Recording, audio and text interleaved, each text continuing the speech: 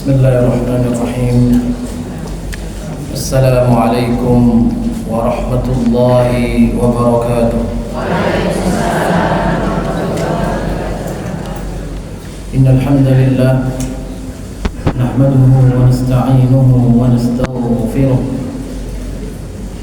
wa na'udzu billahi min shururi anfusina wa min sayyiati a'malina.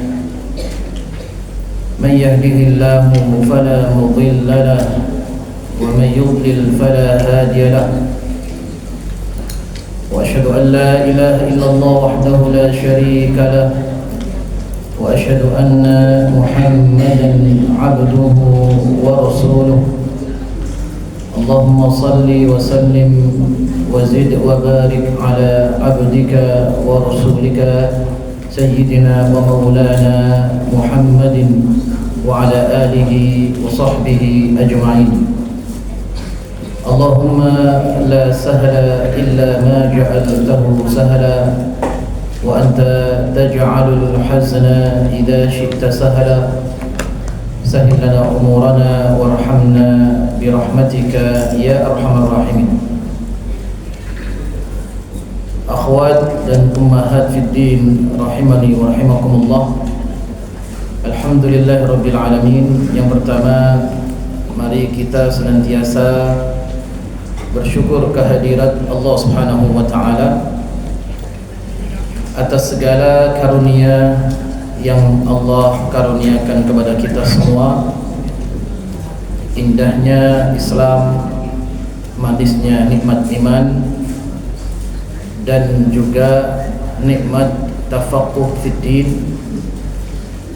sehingga juga pada pagi hari ini, di hari yang mulia ini, Allah Subhanahu wa taala ringankan langkah kita untuk menghadiri majlisul ilm.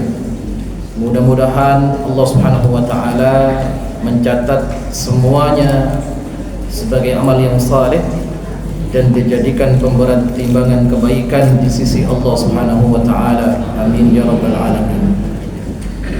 Kemudian salawat dan salam mudah-mudahan senantiasa tercurahkan kepada Rasulullah sallallahu alaihi wasallam yang telah membimbing manusia dari kegelapan jahiliyah menuju cahaya Islam.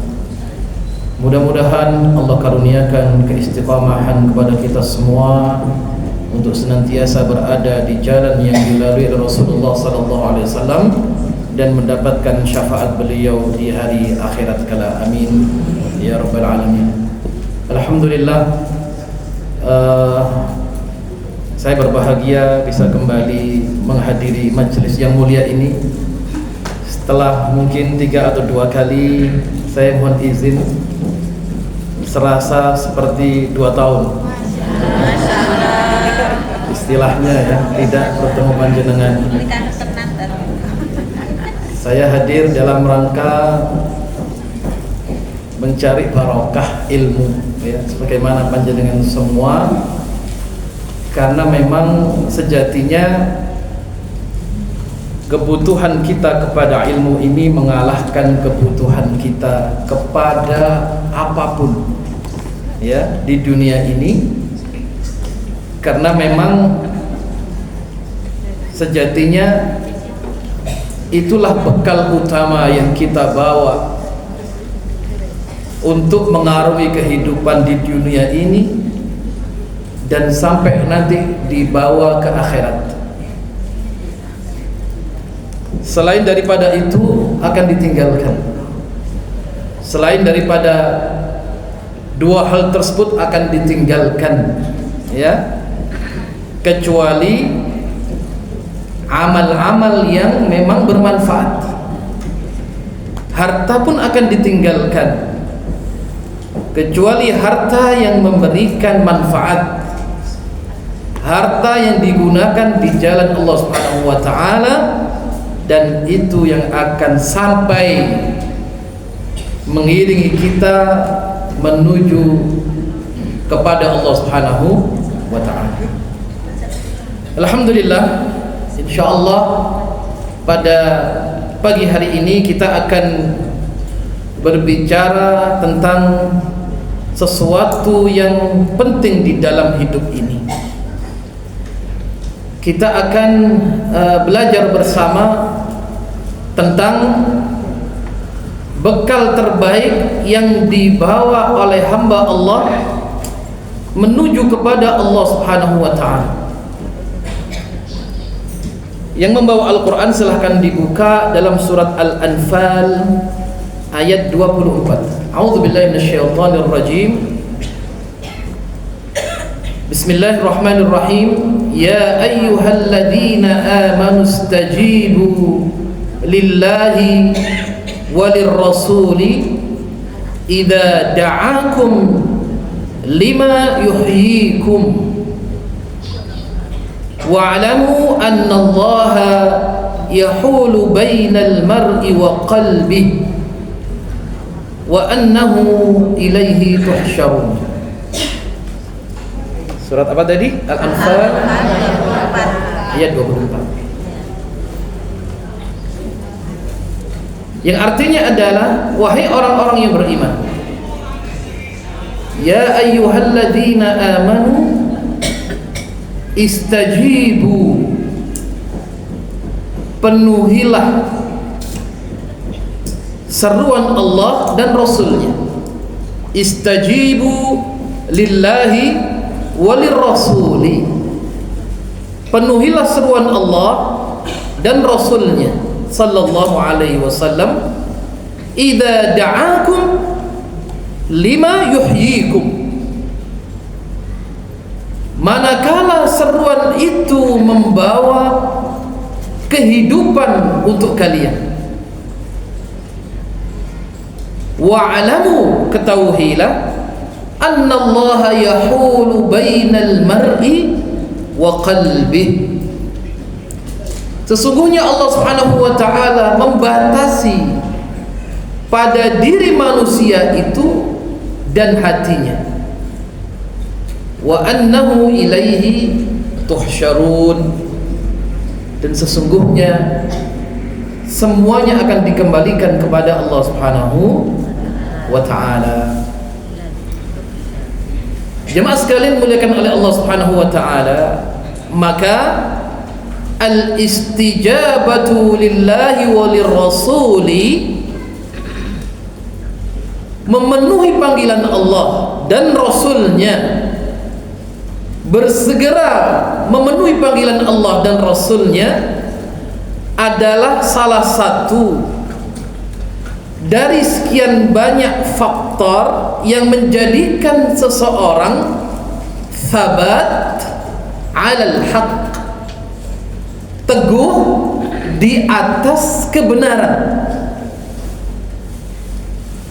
istiqamah di atas jalan Allah Subhanahu wa taala. Maka ulama menyebutkan beberapa faktor dan sebab bagaimana jiwa ini terdidik agar teguh di atas kebenaran, istiqamah di atas jalan Allah Subhanahu wa taala, tidak mudah terombang-ambingkan ya oleh seruan manusia ya, ataupun pendapat yang merusak, aturan-aturan yang menyimpang dari agama Allah Subhanahu wa taala.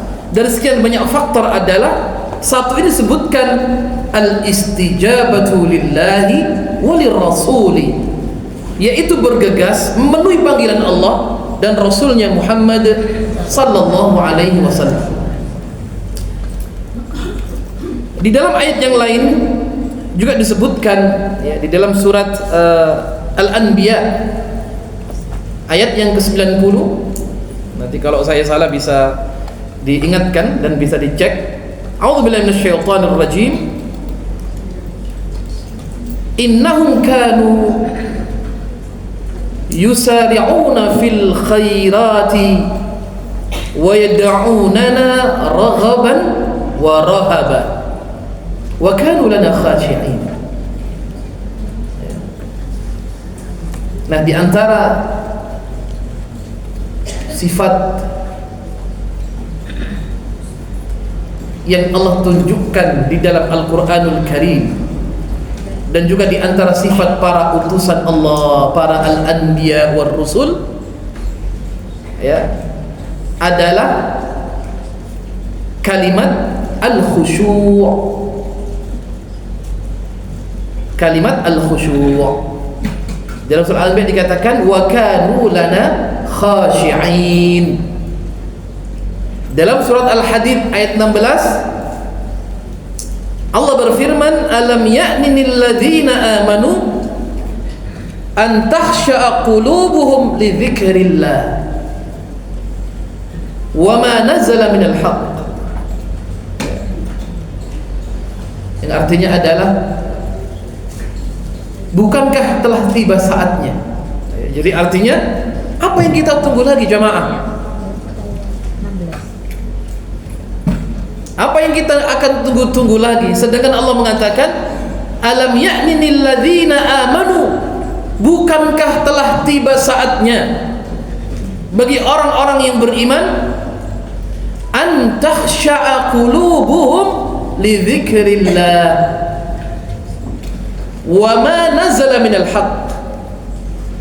Ya, bukankah telah tiba saatnya bagi orang-orang beriman untuk khusyuk dengan zikrullah wa ma nazala minal haqq, dan apa yang Allah turunkan apa di dalam agama ini. Ini sifat, ya. Jadi musara'ah 'alal khair, bergegas dalam kebaikan, dan tunduk kepada aturan-aturan Allah Subhanahu wa taala, ya. Jadi khusyuk itu artinya adalah as-sukun, ketenangan jiwa, ya. Khusyuk itu adalah ketenangan jiwa, kelembutan hati. Maka khusyuk itu tempatnya di dalam hati. Hati yang khusyuk akan terpancarkan kepada amal zahir.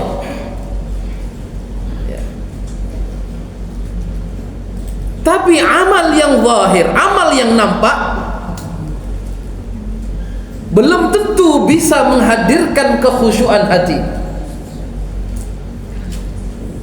Maka ulama mengatakan amal hati lebih besar daripada amal zahir. Amalan hati akbar min a'mal al-zahir, dari amalan zahir, dari amalan yang nampak. Kenapa? Karena hati yang menggerakkan anggota badan kita untuk berbuat.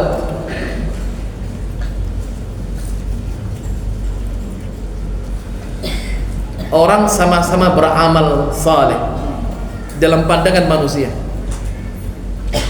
atau mungkin sama-sama hadir di tempat ini, misalkan keluar dari majelis ini, setiap orang membawa pahalanya masing-masing. Tapi insya Allah yang hadir semuanya pahalanya sempurna. Ya, nggak ada yang setengah-setengah. Ya, kalau ada yang nggak sempurna berarti gambarannya adalah ya jasadnya di sini, pikirannya di tempat yang lain, gitu ya. Hatinya tidak di sini, bisa jadi tempat lain. Ya, bisa jadi orang sama-sama sholat berjamaah. Selesai sholat jamaah ada yang membawa pahala sempurna, dia bawa pahala kesempurnaan menuju rumah Allah, ya. Allah balas dengan pahala kesempurnaan sholat jamaahnya. Ada mungkin yang kemudian dia tidak berikan apa-apa, Allah tidak berikan apa-apa kepada orang tersebut. Kenapa? Karena tidak ada niat yang benar dari dalam hatinya. Ada satu peristiwa pada zaman Rasulullah SAW. Ada seseorang yang berjihad di jalan Allah. Dia berperang dan terbunuh sebagai syuhada. Dia berperang, jihad sampai meninggal. Maka kesyahidan beliau ini dipuji oleh sahabat. Masya Allah, alhamdulillah, Allah karuniakan kepada orang ini kesyahidan. Allah karuniakan kepada beliau kematian yang indah, dia terbunuh di medan juang demi menegakkan agama Allah Subhanahu wa taala. Apa kata Rasulullah? Tatkala seorang mengatakan dia di surga, maka Rasul mengatakan la huwa finnar, dia di dalam neraka. Tersentak kaget para sahabat, ya Rasulullah, bukankah orang ini berjihad di jalan Anda, di jalan Allah, membela Anda ya Rasulullah SAW? Bukankah balasannya surga? Maka Rasulullah bersabda, benar, tapi orang ini sebelum jihad dia mengambil harta yang bukan haknya. Dia mengambil harta ghanimah sebelum dibagikannya, ya. Maka amalan ini yang membawanya kepada neraka. Jamaah sekalian dimuliakan oleh Allah Subhanahu wa taala. Maka tugas manusia ini, tugas kita bukan menentukan orang di surga atau di neraka. Yang menentukan Allah dan Rasulnya. Kita hanya bisa berdoa, ya. Kalau ada orang yang meninggal, kita doakan rahimahullahu rahmatan wasi'ah, Allahumma ighfir lahu warhamhu, ya. Walaupun dalam pandangan zahir kita Masya Allah, ada orang yang meninggal di saat sholat, Masya Allah, ya. Kematian yang indah. Ada orang yang meninggal di medan juang, Masya Allah, gugur sebagai syuhada, ya. Tanda-tanda husnul khotimah ini banyak, ya. Dan kita juga kadang mendapati orang yang meninggal di luar daripada itu. Semuanya didoakan, ya. Allah berikan pengampunan, Allah terima yang jihad, Allah terima syahidnya, ya. Kemudian orang yang meninggal, ya, dengan keadaan kematian yang indah, Allah luaskan kuburnya. Termasuk orang di luar daripada itu, ya. Mungkin dari sisi zahirnya kita melihat, ya, ibadahnya biasa-biasa saja, kadang dia berbuat amal, kadang tidak, tetap didoakan, mudah-mudahan Allah ampunkan dosa-dosanya, Allah angkat derajatnya, Allah luaskan kuburnya, Allah masukkan ke dalam surga, kan gitu. Kenapa? Karena ya kita tahu hanyalah sebatas zahir amal seseorang. Makanya amal batin itu lebih besar daripada amal-amal yang nampak. Maka al-khusyu' ini adalah amalan dari amalan hati.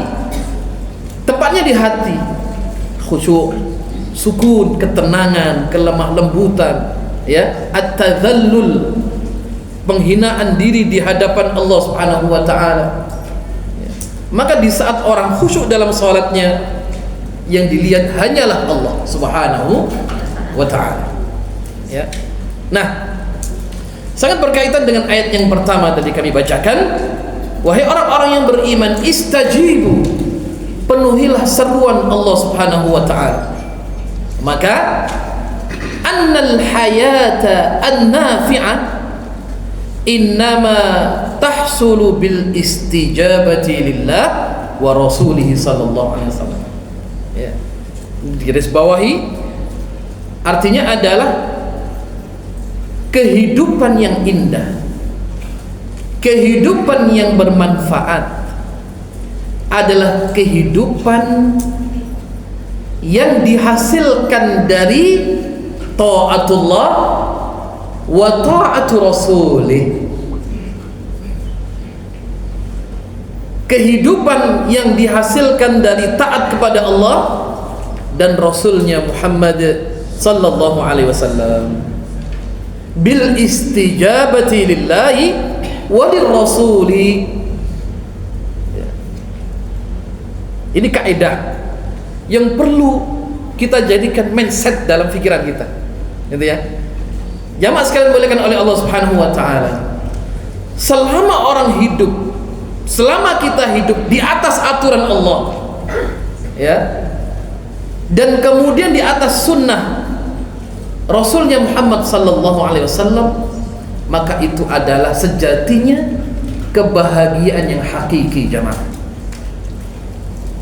Walaupun terkadang di awal Allah berikan ujian yang berat. Jadi kalau dalam bahasa Allah dikatakan apa? Nanti di antara makna sesuatu yang memberikan kehidupan ini adalah dari sekian makna yang dibuat oleh ulama, disebutkan oleh ulama, ditafsirkan oleh para ahli tafsir adalah al-jihad. Coba kita lihat Allah mengatakan berfirman, ya ayyuhalladzina amanu kutiba alaikumul qital wa huwa kurhul lakum. Wahai orang-orang yang beriman, diwajibkan atas kalian berjihad, berjuang di jalan Allah Subhanahu wa taala, wa huwa kurhun lakum. Sedangkan jihad itu adalah sesuatu yang tidak kalian sukai, ya, yang tidak kalian senangi. Apa kata Allah? Wa asa an takrahu syai'an wa huwa khairul lakum. Wahai hambaku, boleh jadi engkau membenci sesuatu, tapi sesuatu ini memberikan kebaikan untukmu. Wa asa an tuhibbu syai'an wa huwa syarrul lakum. Dan boleh jadi di saat kamu mencintai sesuatu, tapi dia memberikan, ya, keburukan untukmu, sesuatu yang tidak kalian sukai. Mungkin kita dapat di dalam hidup ini, ya Allah, saya ini sudah beramal Masya Allah, ya, sudah luar biasa dalam pandangan saya, ya, Alhamdulillah ya Allah, saya menjaga salat tepat pada waktunya, ya, saya juga menjaga amal-amal kebaikan. Tapi nampak betapa banyak permasalahan ini tidak pernah selesai, ya. Di sini harus diyakini, selama kita berjalan di atas syariat Allah Subhanahu wa ta'ala, di awal ini kita berat karena ujian dari Allah, yakinlah dia akan berkesudahan dengan keindahan. Kenapa? Karena kita berjalan di atas jalan Allah Subhanahu wa ta'ala. Sebaliknya, di saat kita berjalan di luar syariat Allah, nampaknya di awal ini adalah kebaikan, keindahan, ya, kebahagiaan. Yakinlah kesudahannya adalah kebinasaan. Kenapa? Karena diawali daripada menyimpang dari syariat Allah dan Rasulnya Muhammad sallallahu alaihi wasallam. Ini poin penting. Ya, itulah dalam hidup kita ini kadang, ya kita ikhtiar untuk menjadi hamba Allah yang baik. Maka tidak dipungkiri juga, ya, iman itu fluktuatif, kadang naik, kadang turun, ya. Dan kita dapati seseorang yang memang Allah kehendaki dengan kehendak yang baik, ya. Pada zaman Nabi itu ada seorang Badui. Di saat Rasul berperang, dia sedang makan kurma, melihat Rasul berjihad dengan sahabat. Tiba-tiba mendekati kanjeng Nabi Muhammad SAW, mengatakan, ya Muhammad, kalau saya masuk Islam, saya kemudian membela agamamu dan saya mati, apa janji Tuhanmu untukku? Rasulullah menjawab, surga, al-jannah. Benar wahai Muhammad? Benar, kalau engkau jujur. Maka beliau buang kurmanya, beliau bersyahadat di hadapan Rasulullah SAW. Beliau ambil pedangnya dan berjihad dengan barisan Rasulullah SAW sampai perang usai. Begitu perang selesai, Rasul melihat siapa yang gugur sebagai syahid, siapa orang yang hidup, diabsen oleh Rasulullah. Dan beliau dapati laki-laki ini terbunuh. Maka Rasul bersabda, amila qalilan wa ujira katsiran. Masya Allah, laki-laki ini amalnya tidak banyak. Dia belum salat, dia belum puasa, dia belum ini, dia belum itu, ya, dia langsung perang dan mati. Amalnya sedikit, wa ujira katsiran, balasannya adalah surga. Ya, ya, sedikitnya tapi jihad, ya, afdalul a'mal. Ini sudah ketentuan Allah, fadlullah yu'ti man yasha. Itu ya. Kan kita kadang dapati ada, dia punya tetangga, saya punya orang enggak kenal ibadah, enggak kenal salat. Masya Allah, di akhir hayatnya dia kenal Allah, meninggalnya pun di atas kebaikan. Gitu ya. Fadlullah yu'ti man yasha.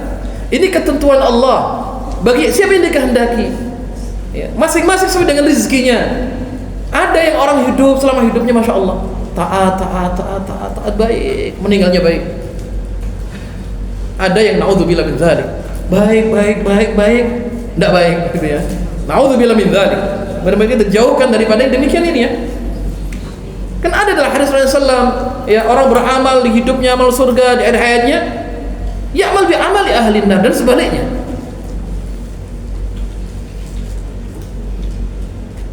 Jamaah sekalian dimuliakan oleh Allah Subhanahu wa taala. Jadi kita hanya bisa apa? Ikhtiar, berusaha senantiasa berada di atas kebaikan. Kuncinya apa?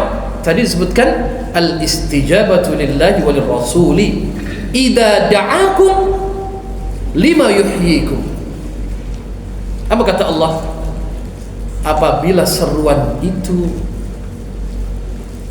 justru membawa kalian pada kehidupan, ya, lima yuhyikum. Kita lihat di sini apa arti sesuatu yang memberikan kehidupan kepada kalian. Qala Mujahid mengatakan, seorang ahli tafsir mengatakan, yang dimaksud adalah al-haq. Apa itu? Kebenaran.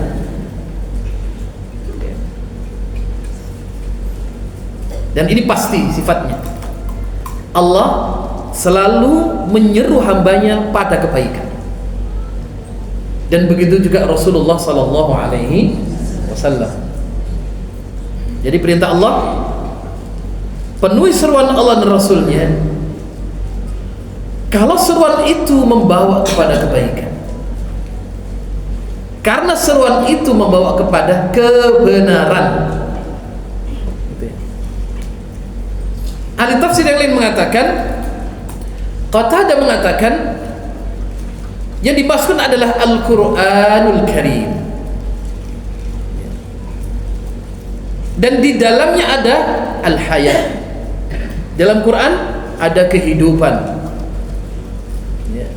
ada keselamatan, ada penjagaan fid dunya wal akhirah. Jadi kita melihat sedekat apa kita dengan Allah, lihat sedekat apa muayashah, muamalah kita dengan Al-Quranul Karim.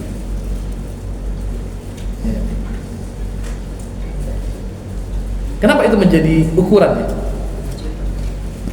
Karena Al-Quran adalah risalah. Walillahil mathalul a'la. Allah tidak bisa dianalogikan dengan sesuatu, ya. Kalau kita membaca sesuatu yang hadir daripada orang yang kita cintai, misalkan ya, kita baca pesan dari suami tercinta misalkan, akan kita betul-betul amati dan kita baca, ya. Kenapa? Surat itu datang, ya, kalau istilahnya cinta-cinta yang buta, yang tidak dibenarkan misalnya gitu ya, maka ada istilah untuk meraih cinta itu dia rela mendaki gunung dan menyeberangi samudra, gitu ya. Itu istilah-istilah, ya, orang jatuh cinta saking cintanya gitu ya. Dia dapat pesan dari orang yang dia cintai, dia akan baca surat itu. Seperti anak-anak kita di pesantren ada titipan surat, ya, dari ibu tercinta, ya, akan dia tempel di almarinya. Pesan-pesan itu akan dia lihat tiap hari. Kenapa? Ada perasaan cinta kepada sesuatu. Nah, Al-Quran adalah kalamullah, firman Allah Subhanahu wa ta'ala, surat cinta Allah kepada hambanya. Jadi tatkala kita membaca Al-Quran, seperti kita, ya, istilahnya ada komunikasi kita dengan Allah Subhanahu wa ta'ala. Jadi kalau sudah muayashah hidup dengan Qurannya, Masya Allah, baik, itu ukuran Anda, ukuran kita, ya. Juga dalam sholatnya, karena sholat adalah komunikasi antara hamba dengan Allah Subhanahu wa ta'ala, ya. Berarti sedekat itu. Dan hal apapun pasti akan membawa ketenangan, ya. Maka tadi dalam surat Al-Hadid dikatakan dua hal yang menjadikan kekhusyuan. Apa itu tadi? Alam ya'ninil ladzina amanu an takhsha'a qulubuhum li dzikrillah. Yang pertama apa? Zikrullah. Zikir kepada Allah. Ada yang sifatnya umum, ada yang muqayyad, terikat. Ya. Apa zikrullah yang bersifat umum? Rasulullah punya sifat, beliau berzikir fi kulli awqatihi, di setiap waktu yang beliau miliki, tidak terbatas. Ya. Di setiap saatnya beliau berzikir kepada Allah Subhanahu wa taala. Jadi kita berzikir di semua waktu yang kita punya. Tafadhal. Ada yang terikat, terbatas, seperti di tempat-tempat tertentu. Misalkan doa waktu masuk masjid, keluar masjid, doa masuk rumah, keluar rumah, doa bercermin, ya, doa masuk pasar, dan lain sebagainya. Hal pertama yang mendatangkan kekhusyuan adalah apa? Zikrullah. Yang kedua, wa ma nazala minal haqq, dan apa-apa yang diturunkan oleh Allah. Contoh, sedekah, ketenangan. Selain sedekah, kerisauan. Itu. Yamhuqullahu riba wa yurbis sadaqat. Allah hancurkan riba dan Allah suburkan sedekah. Maka kalau orang sedekah pasti senang, ada perasaan senang dalam dirinya. Kenapa? Nazala minal haqq, karena dia benar. Ada enggak kira-kira jenengan sedekah terpaksa? Benar. Ada enggak tatkala kita memberi sesuatu ada keterpaksaan? Saya masih punya banyak kebutuhan keluarga, ya. Ada enggak kira-kira? Atau kita pernah sedekah itu senang, ya, ya, secara fitrah di saat orang memberi kepada orang yang membutuhkan, dia pasti senang, fitrahnya. Kenapa? Nazala minal haqq, karena itu kebenaran dan itu kebaikan. Di saat kita menahan sedekah, ya, menyembunyikan harta, tidak pernah memberi untuk orang lain, ada kerisauan tidak? Pasti ada perasaan, aku kok bakhil banget tuh ya. Kenapa? Karena bukan nazala minal haqq, karena bukan dari Allah Subhanahu wa taala. Salat tepat waktu, ketenangan bukan? Ketenangan. Coba Anda salat kemudian sudah terbiasa tepat waktu diakhirkan, yang ada apa? Kerisauan. Kenapa? Bukan dari kebenaran. Ya. Kecuali orang yang biasa telat. Nah, itu ya. Karena biasa telat harus biasa. Tapi kalau kita biasa tepat salat waktu, mundur 1 jam, setengah jam, sudah risau. Aku belum salat iki piye toh? Ya. Dia cari waktu, cari masjid, cari tempat untuk apa? Untuk salat, untuk mampir ke rest area kalau dia dalam safar perjalanan. Ada apa? Kegusaran. Kenapa? Salat itu al-haq, datang dari Allah. Kalau orang tidak salat, dia pasti risau. Kecuali orang yang sudah terbiasa tidak salat, nyaman saja gitu ya. Ada azan, halas, azan, ya nggak salat biasa. Kenapa? Karena itu kebiasaannya. Ya, tapi jujur, dalam hatinya pasti ada apa? Merasa bersalah. Kenapa? Karena hati itu fitrah. Hati itu tidak bisa dibohongi. Kalau kata Rasulullah, dosa itu apa dosa? Mahaka fi nafsik. Sesuatu yang apa? Menjadikan jalan, yang menjadikan hatimu nggak tenang, itu dosa. Kenapa? Nazala, ya, karena dia datang selain daripada Allah. Baca Al-Quran senang, ya, nikmat. Kenapa? Di saat kita suntuk, ya Allah, ini Al-Quran gak pernah saya sentuh, nyentuh saja gak pernah bagi saya baca. Di saat kita megang ada kebanggaan, Masya Allah, ya, ada kecintaan. Kenapa? Al-Haq datang dari Allah. Nah, kalau kita terbiasa baca, kemudian sekarang tidak baca, ada apa perasaan? Ya Allah, saya jauh dari Al-Quran, gitu ya. Kenapa? Artinya gini jamaah, semua yang nazala minal haq akan mendatangkan kekhusyuan. Jadi pengajian ini kan seneng kan? Insya Allah, dibela-belai kan? Jauh, tinggalkan keluarga, enaknya di rumah, ya, nggak cukup sekali. Nanti lanjut lagi tempat yang lain. Bahagia tidak Anda? Bahagia. Kenapa? Minal haq. Ya. Saya pun kalau izin ada perasaan bersalah saya, nggak hadir pengajian, gitu ya. Sama lah. Saat jadi saya mau izin tadi, tapi karena sudah 2 kali ya, ada apa? Orang enak. Kenapa? Wis 2 kali saya nggak hadir, kan gitu ya. Apalagi boleh ganti ini nanti data. Nah, kemarin saya izin, Ustaz, ganti ini sudah ada data, susah katanya. Akhirnya saya tembak adik saya. Awalnya nggak mau kemarin, cuma data juga kan, data nggak bagus, iya kan? Semua kalau di data nggak bagus. Ada kalanya bagus juga data. Nah, itu intermezzo saja. Artinya apa jemaah sekalian? Semua yang datang dari Allah, wa ma nazala minal haq, akan membawa kepada al-khusyu'. Khusyu' itu artinya apa tadi? Ketenangan, kelembutan, ya, kerendahan diri, ada tumaknina, hatinya tenang, nikmat, dan apapun.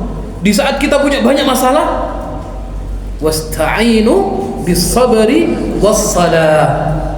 Subhanallah, di dalam salat didapatkan ketenangan. Di saat kita punya banyak masalah, datang kepada Allah, salat, berdoa, wasta'inu bis-sabri was-salah. Allah akan hadirkan ketenangan, ya. Karena salat adalah istirahatnya orang beriman. Apa kata Rasulullah? Ya Bilal, arihna bis-salat. Kumandangkan adzan wahai Bilal, istirahatkan hati kami dengan salat. 2 hal yang mendatangkan kekhusyuan: zikrullah wa ma nazala minal haq, mengikuti semua aturan-aturan Allah Subhanahu wa ta'ala. Makanya di saat hati ini risau, hati ini bermasalah, kembalinya harus kepada Allah, bukan kepada yang lain. Artinya kalau ada ditawarkan dari yang lain, yang dijanjikan kebahagiaan, yakinlah sudahnya adalah keburukan. Jadi kalau ada orang menawarkan kebaikan, kebahagiaan selain Quran dan Sunnah, itu fana, itu tidak abadi, itu menipu, ya. Kalau bukan dari Allah dan Rasulnya Muhammad sallallahu alaihi wasallam. Baik, ya. Nah, kembali, waqala as-Sudi, ahli tafsir yang lain mengatakan adalah al-Islam ahyahum ba'da mautihim bil kufr. Diartikan lima yuhyikum, Allah berikan nikmat Islam, iman kepada hamba-hamba Allah Subhanahu wa taala. Artinya setelah mereka mati dengan kekufuran, ahyahum, Allah hidupkan dengan Islam, dengan iman, dengan syariat Allah Subhanahu wa taala. Adapun juga ulama yang lain mengatakan lima yuhyikum, yang dimaksudkan adalah al-jihadu fi sabilillah, jihad di jalan Allah Subhanahu wa ta'ala, ya. Jihad di jalan Allah Subhanahu wa ta'ala. Dan ini makna yang disebutkan oleh mayoritas ahli tafsir, ya. Di sana ada yang mengatakan kebenaran, al-Islam, al-iman, Al-Quran. Namun kebanyakan ahli tafsir menyebutkan sesuatu yang memberikan kehidupan kepada kalian ini adalah apa? Al-jihadu fi sabilillah. Kenapa jihad? Bukankah jihad itu penghancuran gitu ya? Jihad itu fayaktuluna wa yuqtalun. Terbunuhnya anak-anak. Kenapa dikatakan kehidupan? Jadi hal yang sering dihembuskan oleh orang-orang munafik, dan ini pernah dialami oleh Rasulullah sallallahu alaihi wasallam, ya. Bagaimana tuduhan-tuduhan orang munafik pada Rasulullah SAW terjadi sekarang. Dulu Rasulullah pernah dituduh apa? Menumpahkan darah. Ya. Orang-orang yang tidak berdosa dengan apa? Dengan jihad yang dilakukan oleh Rasulullah sallallahu alaihi wasallam. Tuh lihat, Muhammad membunuh banyak sahabatnya. Ya, itu lihat Muhammad banyak membunuh orang-orang yang tidak berdosa. Kenapa? Karena jihad yang ditegakkan oleh Rasulullah sallallahu alaihi wasallam. Sehingga dikatakan, apa bahasa Allah mengatakan jihad itu adalah kehidupan? Ya. Maka dengan jihad, jamaah sekalian yang dimuliakan oleh Allah Subhanahu wa taala, yang akan menghadirkan izzah, kemuliaan bagi hamba-hamba Allah Subhanahu wa taala, ya, yang akan mendatangkan kebahagiaan. Apa makna kebahagiaan itu? Tegaknya syariat Allah, ya, tegaknya hukum-hukum Allah. Bagaimana izzah ditegakkan? Tapi kalau tidak ada jihad, kematian.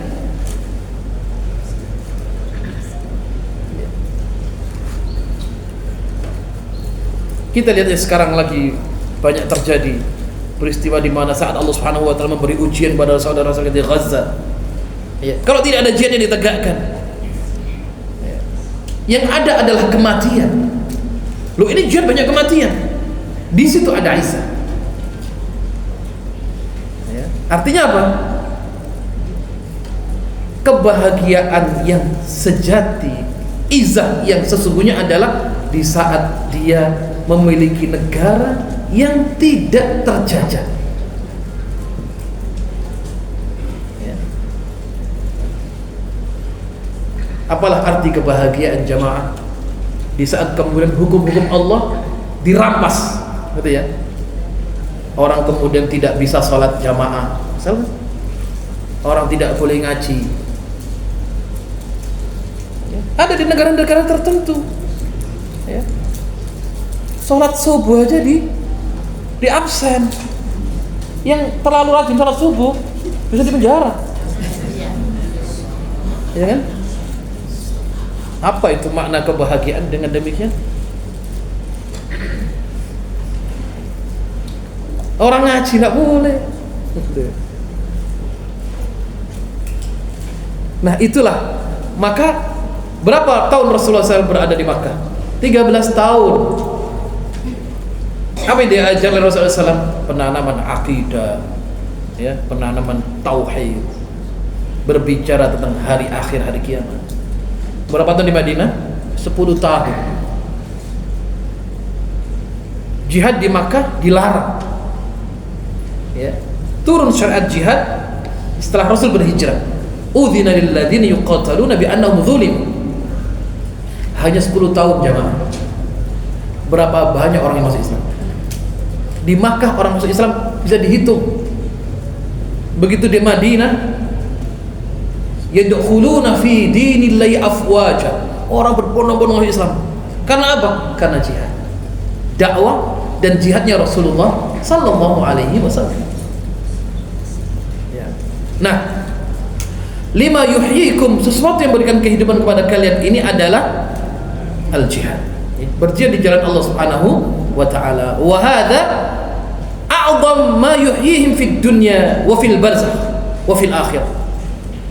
Ya. Jadi izah kemuliaan didapatkan di dunia, wa fil akhirah, dan di akhirat, ya. Fadilahnya didapatkan di dunia dan akan didapatkan di akhirat. akan didapatkan di dunia, akan didapatkan di alam barzakh. Sejatinya kemenangan orang beriman itu fid dunya wal akhirah. Innal arda yarithuha ibadiyah as-salih. Jemaah sekalian yang dimuliakan oleh Allah Subhanahu wa taala, maka dari itu jiwa yang hakiki, ya, jiwa yang sesungguhnya, jiwa yang kuat adalah di saat, ya, jiwa ini beramal karena apa? Karena hadirnya hati, ya, fadhal.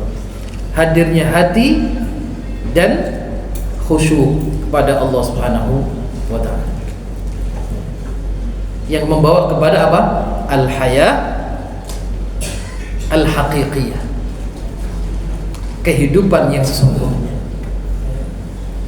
Juga di dalam surat apa namanya, Al-Hadid tadi kan ada kisah yang masyhur tentang siapa? Fudail. Tentang siapa?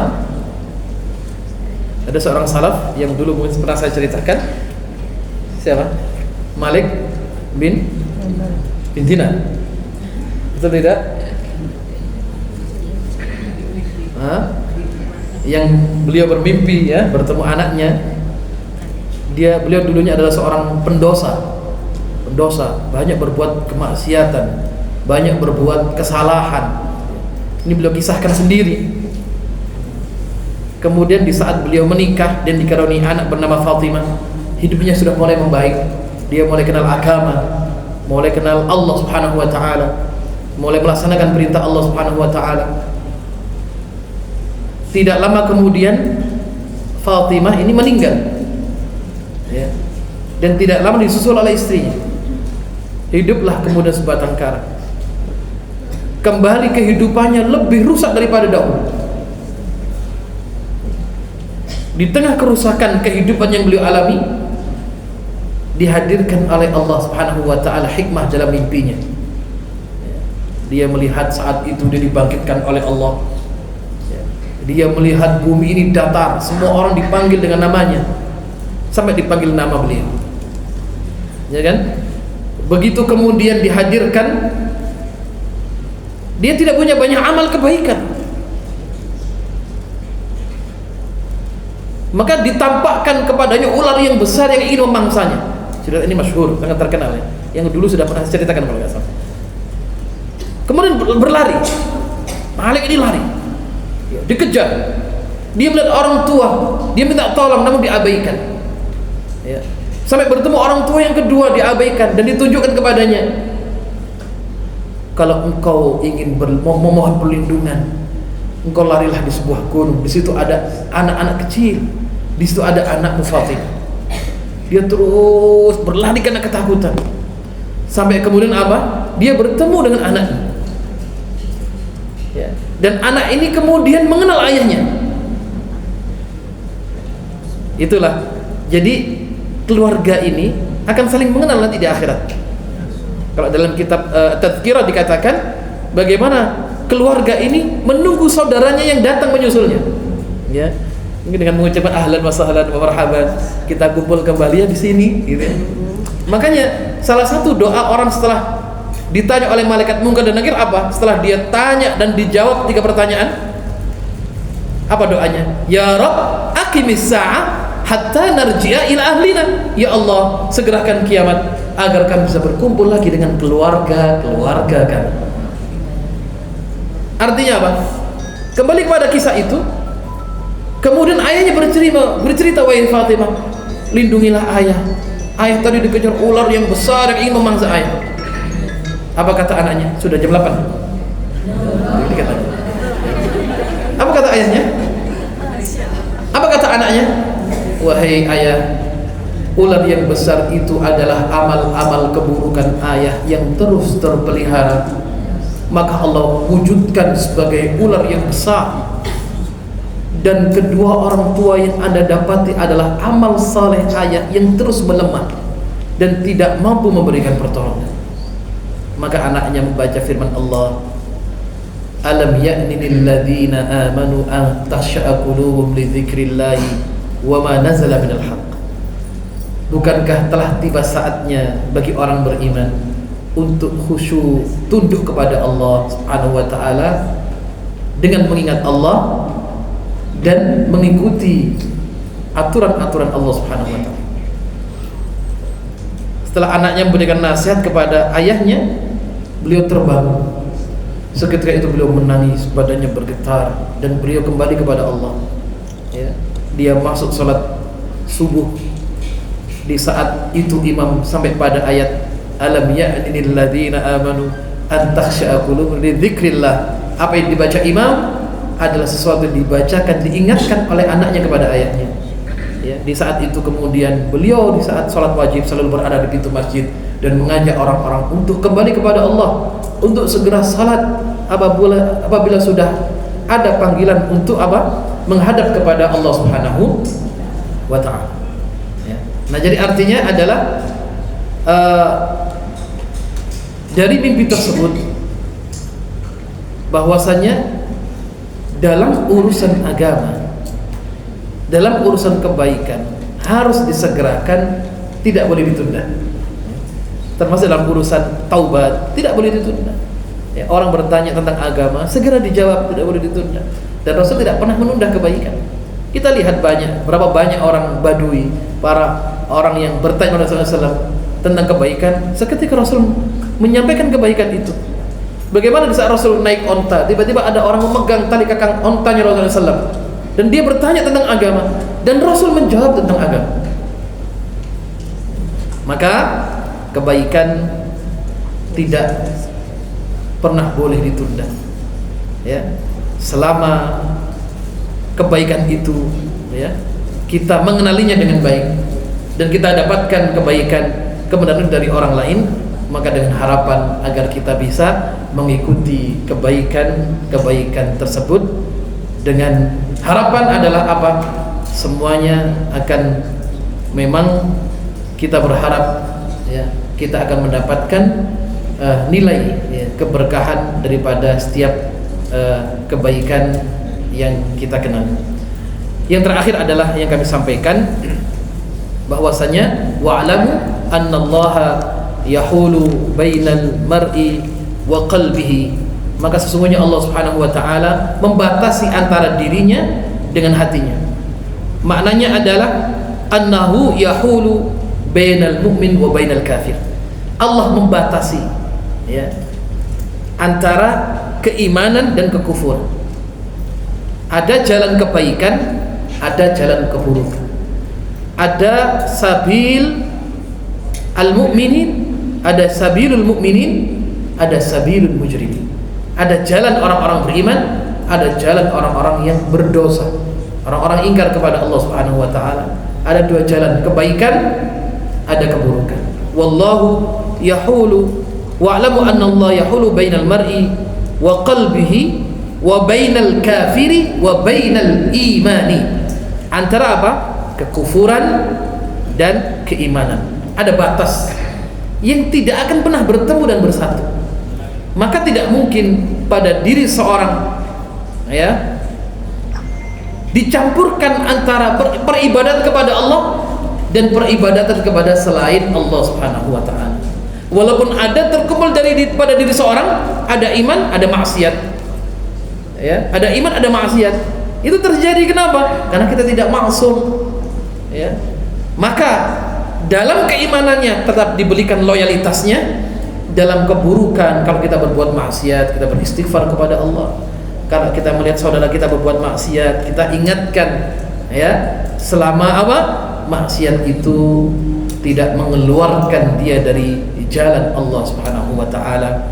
Mudah-mudahan dari renungan firman Allah Subhanahu wa taala dari surat Al-Anfal ayat 24 tadi, dan juga dari surat Al-Hadid ayat 16, mudah-mudahan dari tadabbur maupun renungan kedua ayat tadi semakin menjadikan kita semuanya istiqamah di atas jalan Allah Subhanahu wa taala, dan senantiasa bersabar di atas jalan Allah Subhanahu wa taala, dan kemudian juga senantiasa Allah Subhanahu wa taala membersihkan hati kita dari noda-noda kesyirikan, keburukan yang akan membawa kita kepada kebinasaan. Dan mudah-mudahan Allah Subhanahu wa taala kumpulkan kita semuanya fil firdaus al-a'la, di surga firdaus al-a'la, sebagaimana Allah kumpulkan di dunia ini bersama para nabi, minan nabiyyina was-siddiqina wasyuhada'i was-salihin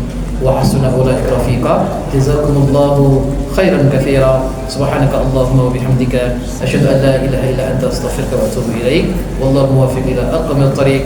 Assalamualaikum warahmatullahi wabarakatuh.